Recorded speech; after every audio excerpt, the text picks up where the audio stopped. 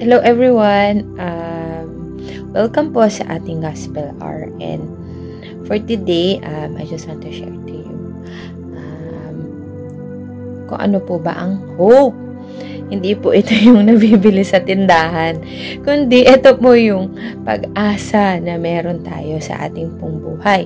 So, ano nga ba ang ibig sabihin ng hope? So, bilang mga nakakakilala sa Panginoon, ito po ang sabi, is the confident expectation of what God has promised and its strength in His faithfulness.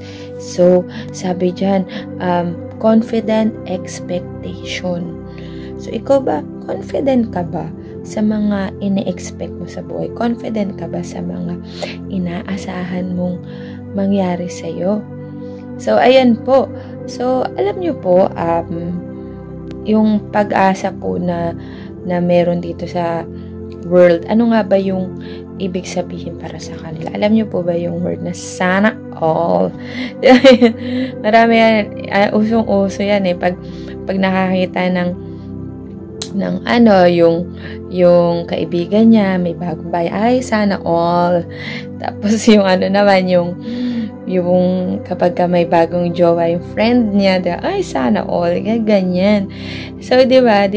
So, dyan, wishful thinking. Yan. Tapos, ina-expect, ina-anticipate. Tapos, sabi dyan, a feeling of trust. Sabi dyan, di ba? Sabi rin yan sa world na parang, ay, wish ko lang. Meron pa ako naririnig ng mga tao na ganyan, ay, wish ko lang sana nga, mangyari yan sa akin. So, ano pa ba sabi dyan? Alam nyo po ba na marami pa sa mundo to na hindi nakakaalam na ang totoong pag-asa ay na kay Kristo. Ayun, ang hirap po na sabihin at mahirap po na talagang makaahon sa buhay kung tayo po ay wala ng pag-asa. Alam nyo po ba yun? Kasi alam nyo po ba na yung hope, ano siya, it motivates us.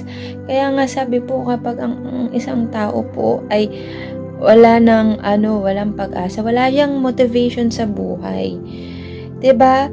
Parang ano na lang yung nangyayari sa kanya. Parang kaya sera-sera. Yung sabi nga na kahit ano na mangyari na lang, 'di ba?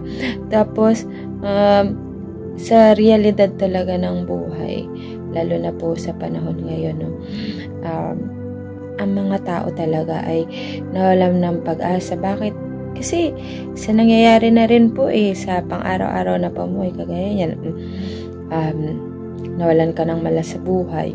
Yun na po yung breadwinner nyo. Tapos nawala pa siya. Tapos ikaw na may sakit, na bumubuhay sa pamilya mo,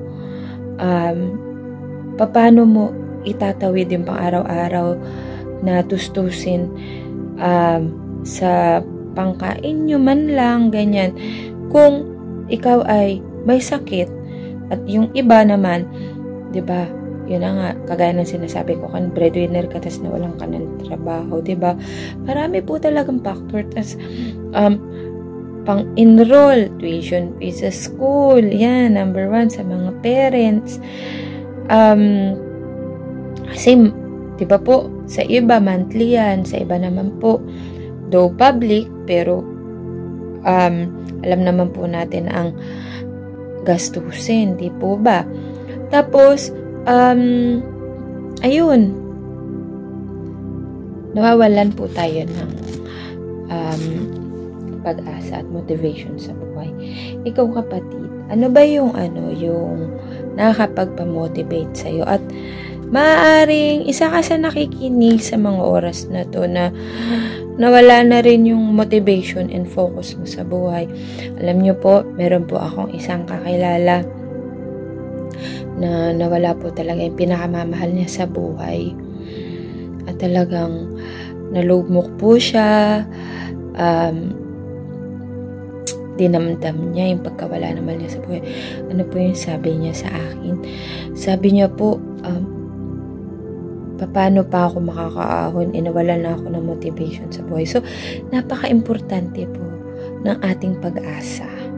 So, ano po ba ang sinasabi ng Biblia tungkol sa pag-asa po?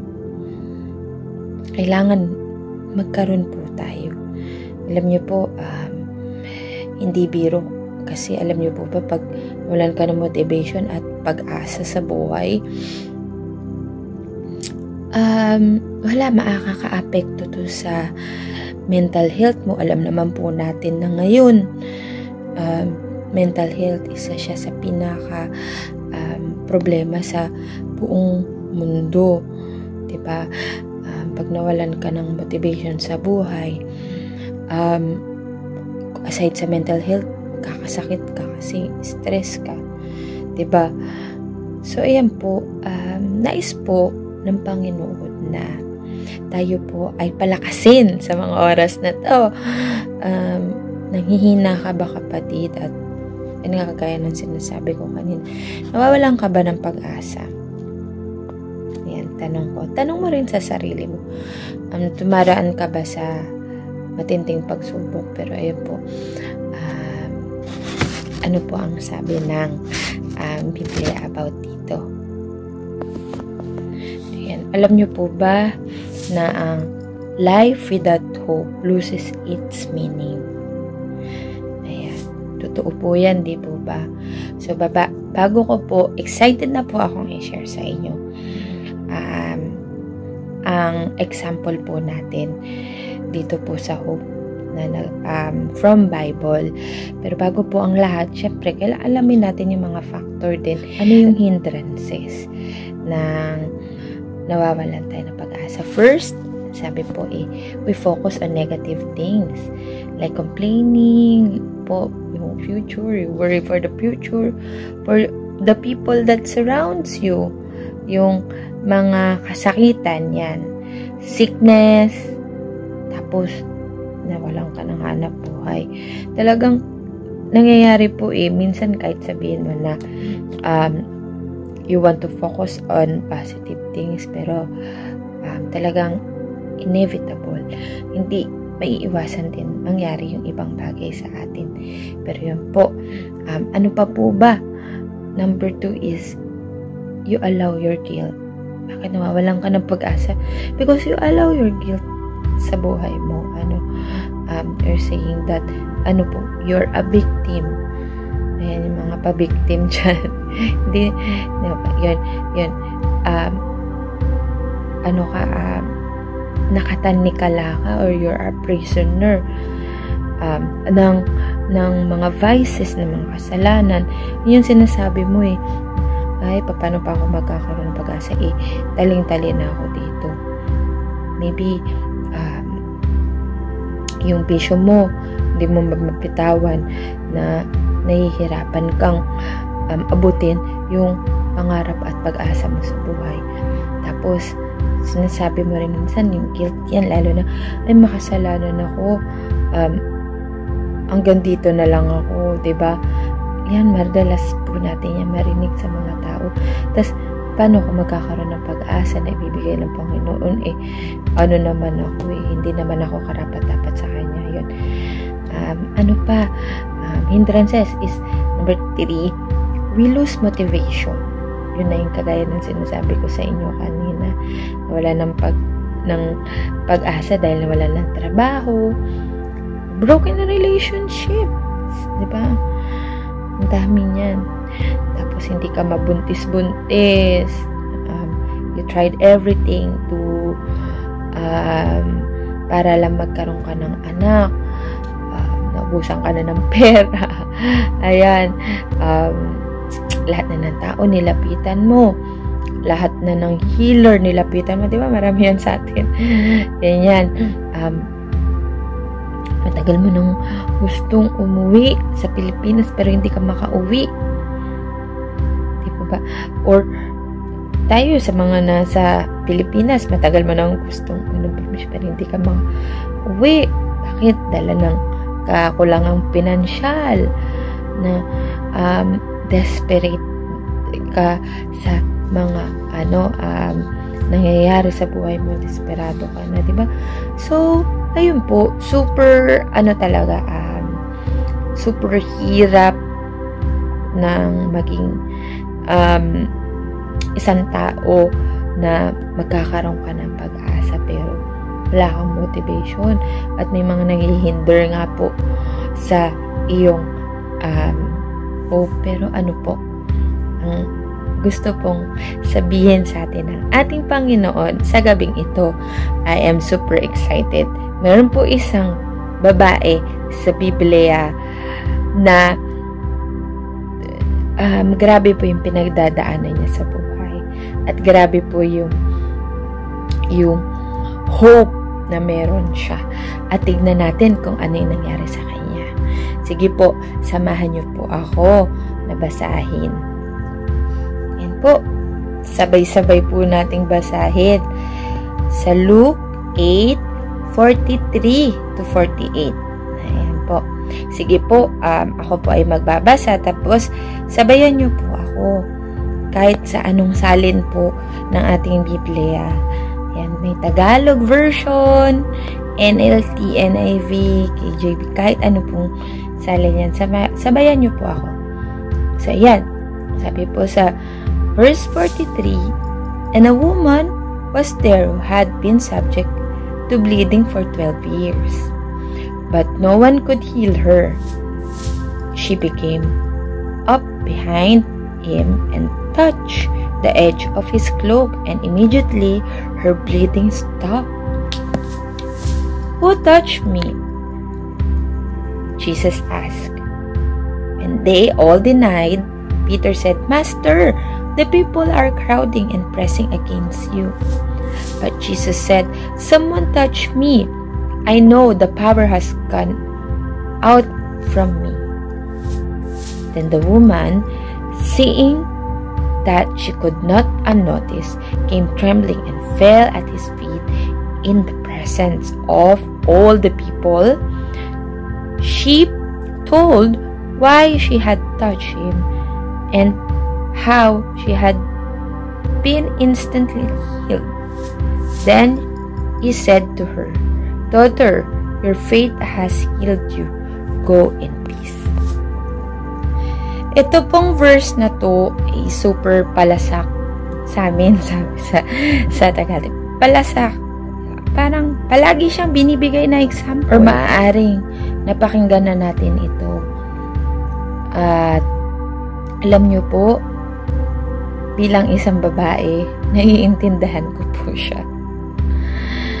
Alam niyo po, pag kami ay meron, mabigat po ang aming pakiramdam at irritable po kami. Yan po, i-share ko lang din sa mga kalalakihan na nakikinig. Kami po ay mabigat ang, yung katawan, yung iba po sa amin, nag-chill, tapos yung iba pa rin po sa amin talagang hindi makalakad din yung dysmenorrhea, sobrang sakit ng puso. Itong babae po, go in peace. Ito pong verse na to ay super palasak sa amin sa Tagalog. Palasak. Parang palagi siyang binibigay na example. Or maaaring napakinggan na natin ito. At alam nyo po, bilang isang babae, naiintindihan ko po siya. Alam nyo po, pag kami ay meron, mabigat po ang aming pakiramdam at irritable po kami. Yan po, i-share ko lang din sa mga kalalakihan na nakikinig. Kami po ay mabigat ang yung katawan, yung iba po sa amin nag-chill, tapos yung iba pa rin po sa amin talagang hindi makalakad din yung dysmenorrhea, sobrang sakit ng puso. Itong babae po na ito, 12 years na dinudugo. Kung gaano ka naka-weak. Sabi pa nga po talagang ikinabuhay niya ay naubos na dahil hindi siya mapagaling ng kahit na sino. Imagine niyo po yung pain. Imagine niyo po yung struggle na meron sa babaeng ito. Imagine niyo po yung sakit emotionally. Una po, hindi po natin alam kung ilang taon na po siya, no. Maaaring gusto niya pong magkaanak, hindi siya magkakaanak kasi palagi siyang meron. Diba po? Yung pain na lang na palagi ka meron. Alam niyo nga po, kami minsan 3 days, diba? Sa ating mga kababaihan, 3 days. Meron tayo. Pero ganun yung nararamdaman natin. Iba yung pakiramdam. So, itong babaeng to 12 years. So, napakahirap po para sa kanya kung i-figure out po natin, kung ilalagay po natin ang ating sarili sa nararamdaman niya, sa kalagayan niya. Maaaring baka hindi po natin kayanin. Hindi po ba? May mga sakit. Pero alam niyo po, nakita ko ang paggalaw ng Panginoon. Bakit? Dahil po sa pag-asa na meron siya. Wala na siyang pag-asa 12 years na siyang dinudugo. Lahat na ginawa niya para gumaling siya. Pero, nung narinig niya at nalaman niya na daraan ng Panginoon, pag-asa. May pag-asa pa ako. Alam niyo po, it's a life-changing story when we encounter Jesus in our life. Maaring ngayon kapatid, meron kang karamdaman na iniisip mo na hindi ka nagagaling o paano saan kung kukunin yung pangtustos. Dito, yung sakit na nararamdaman mo, kailan kaya maiibsan? O kung tayo man po ay dumaraan sa matinding pagsubok, wala ka ng pag-asa sa buhay. Alam po yung example dito ng isang babae lumapit sa ating Panginoon. Tapos, tignan po natin, diba? Ano po yung nangyari sa kanya? Hinawakan niya lamang po ang layalaya ng damit ng ating Panginoon. Sabi dyan, no? Touch the edge of His cloak. Hindi pa nga damit yun. Yung parang balabal pa lang ng ating Panginoon. Then, immediately, the bleeding stopped. Tayo po yung pag-asa na meron siya. Pero, sa kabila ng kalagayan niya, diba po ba?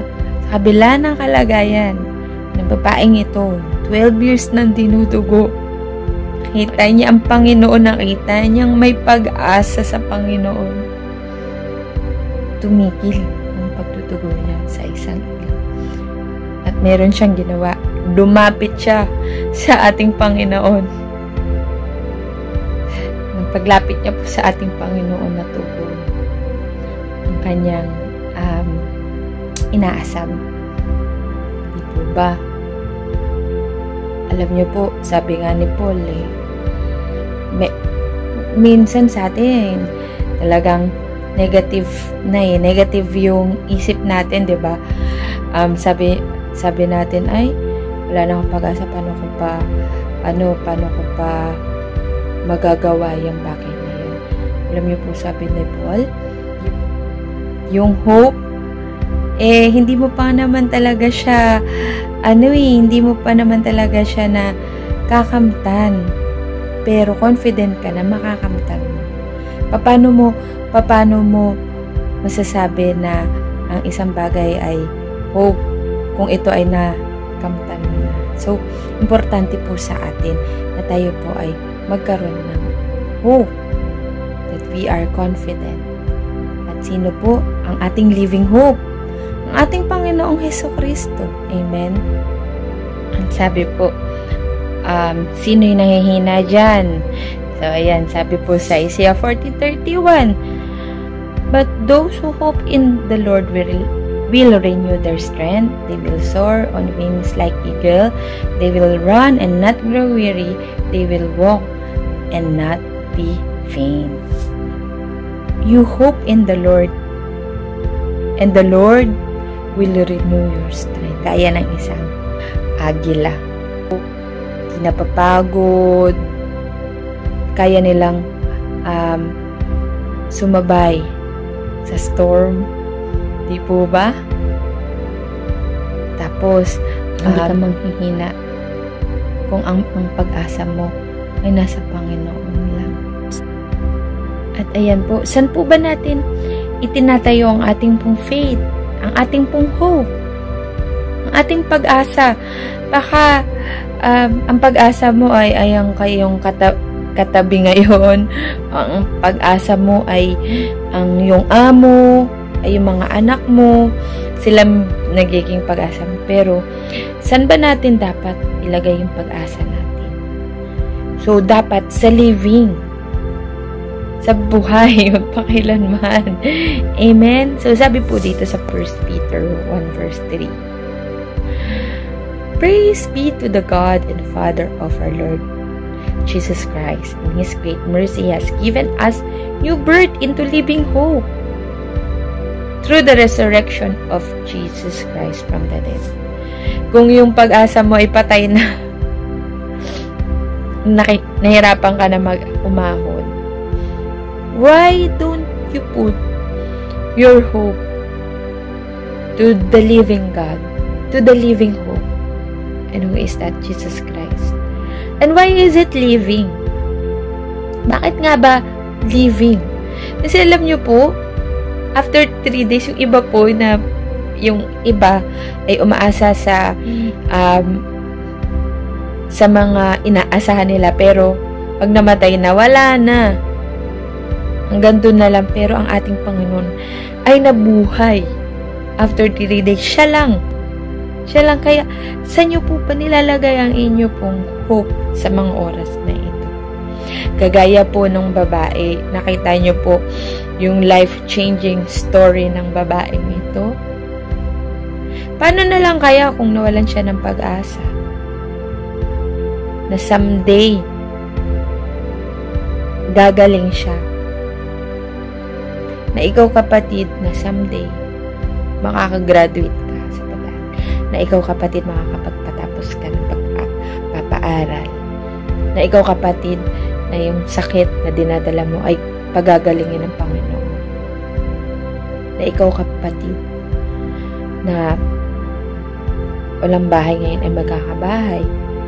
Na ikaw kapatid, na ang iyong pamilya at buong sambahay ay maliligtas. Diba, mga kapatid, sa mga oras pong ito, ating pong ilagay ang ating hope sa ating one, true, and living God, our Lord Jesus Christ. Amen po. And I pray that everyone will not lose our motivation in life and just rely in God. And ito po, napakagandang verse po ang sinabi niya sa Jeremiah 29 verse 11. Sabi po dito, "For I know the plans I have for you, declares the Lord, plans to prosper you and not to harm you, plans to keep you whole and of future." Ito po yung verse na iiwan ko sa inyo. May magandang plano po ang Panginoon para sa atin. Kaya, kapatid, huwag kang mawala ng pag-asa. Tumindig ka sa iyong pananampalataya sa ating Panginoon. And God bless everyone.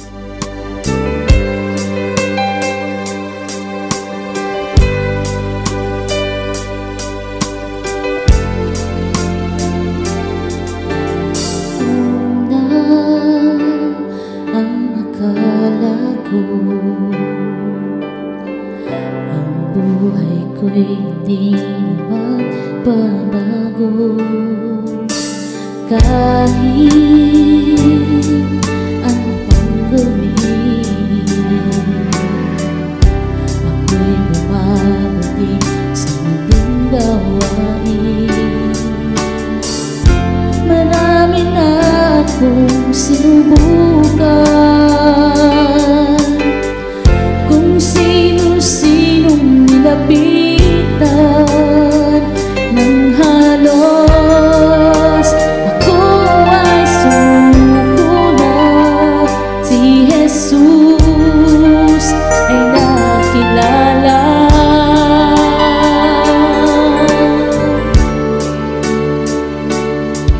Ang aking buhay ay binago na, magmula na ako'y magpasya.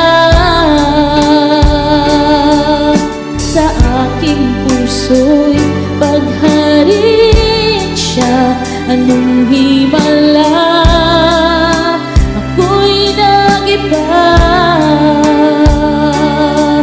Kasalanan ko ay pinatawad, ginawang anak niya, sa langit pupunta. O kay buti ng Diyos at ako'y binago niya.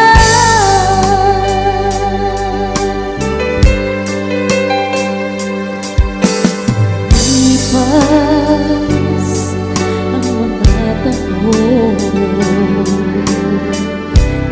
lalong naging tapat, Panginoon, sa aking mga pagkukulang. Siya ang tutuwid sa aking daan, kung isipin ko lamang sa kahapon ko siyang kulang. Sa aking mga kailangan, higit siya sa sino pa man.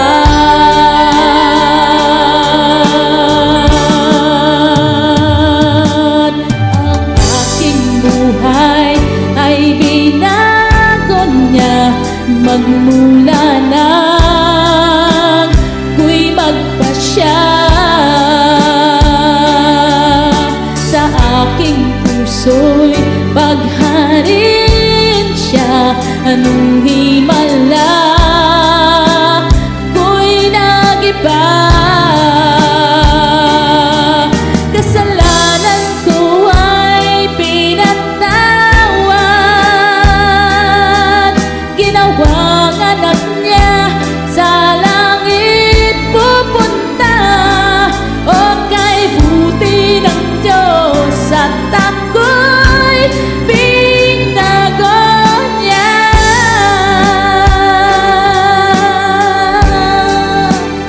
Magmula na ako'y magpasya.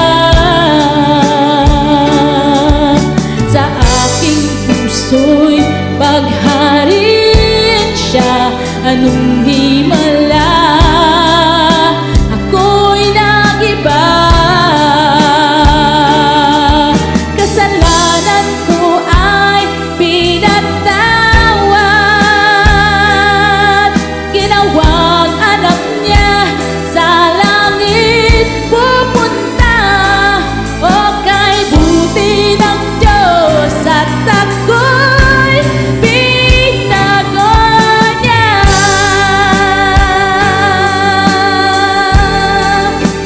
Magmula na ako'y magpasya. Sa aking puso'y pagharin siya, anong